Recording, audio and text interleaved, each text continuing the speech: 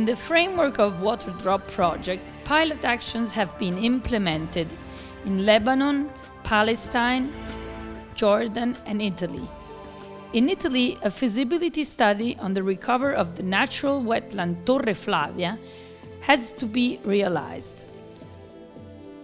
Torre Flavia wetland is located 40 kilometers on the northern coast from the River Tiber mouth, and its name is due to the tower realized by Cardinal Flavio Orsini in the 14th century. After the Second World War, the area was managed as an extensive aquaculture system, and since 1997 identified as a protected natural site, hosting more than 160 different species of migrant and aquatic birds. The coastal wetlands are important natural environments for the depuration of polluted water. But due to climate change effects, sea level subsidence, and coastal anthropic growth, they suffer of an important lack of water exchanges, both from inland fresh and marine water sources. The depuration capacity is essentially due to emergent microphytes such as reeds.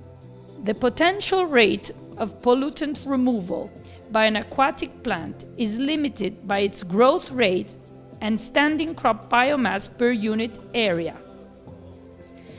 According to some experiences, reeds show nitrogen and phosphorus uptake of about 230 kilos per hectare for a year and 40 kilos per hectare for a year respectively. In addition to plant assimilation, nutrient removal is also due to a number of biological, physical, and chemical processes functioning in the water and in the sediments. For example, reed is able to transport more than 1.5 milligram of oxygen per gram for a year through the leaves, stems, and roots. In order to verify the depuration capacity of Torre Flavia natural wetland, a series of seasonal monitoring campaigns are carried out in 10 stations, located along the water flow from the inlet to the outlet of the wetland.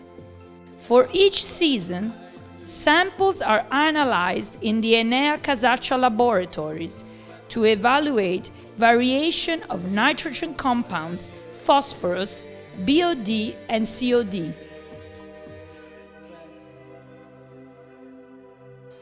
Starting from these considerations, to ensure a sustainable management of the system, the feasibility study aims to evaluate the possibility to supply the wetland during the dry season with different sources of fresh water, coming also from the depuration system, and to recover its historical vocation, such as extensive aquaculture.